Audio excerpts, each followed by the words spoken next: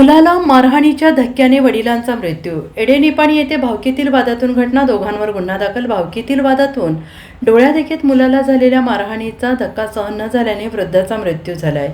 ही घटना एडेनिपाणी तालुका वाळवा येथे घडली. तानाजी बंडू रासकर, वय वर्ष 76 असे मृताचे नाव आहे.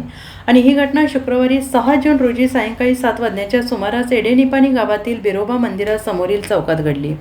या प्रकरणी त्यांचा मुलगा हनुमंत तानाजी रासकर, वय वर्ष 40, राहणार बिरोबा मंदिराजवळ एडेनिपाणी यांनी कुरळ पोलीस ठाण्यात फिर्याद दिलेली आहे. त्यानुसार संशयित इंद्रजीत सोमाजी रासकर, सूरज पांडुरंग रासकर, दोघेही राहणार एडेनिपाणी तालुका वाळवा यांच्यावर गुन्हा दाखल करण्यात आलेला आहे. पोलिसांकडून मिळालेल्या माहितीनुसार फिर्यादी आणि संशयित हे एकाच भावकीतील आहेत. भावकीतील कार्यक्रमामध्ये फिर्यादी हनुमंत रासकर पुढाकार घेत असल्याने आपल्याला कमी लेखलं जात असल्याची भावना संशयितांच्या मनात होती आणि याच कारणावरून त्यांनी शुक्रवारी हनुमंत रासकर यांना चौकातील सार्वजनिक रस्त्यावर गॅसच्या रबरी पाईपने बेदम मारहाण केली. मुलाला मारहाण होत असल्याचं पाहून हनुमंत यांचे वडील तानाजी रासकर हे मध्यस्थी करण्यासाठी घटनास्थळी धावले.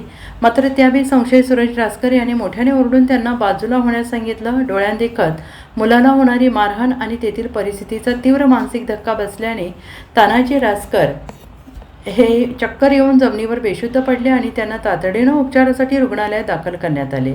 मात्र उपचारादरम्यान त्यांचा मृत्यू झाला. आपल्याला होत असलेल्या मारहाणीचा मानसिक धक्का बसल्यानेच वडिलांचा मृत्यू झाल्याने हनुमंत रासकर यांनी फिर्यादीत म्हटलेलं आहे. या घटनेनंतर कुरळ पोलीस ठाण्यात दोन्ही संशयितांविरोधात विविध कलमान्वये गुन्हा दाखल करण्यात आलेला आहे.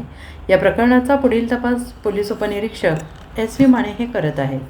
Bureau report SVN Marathi, एडेनिपाणी.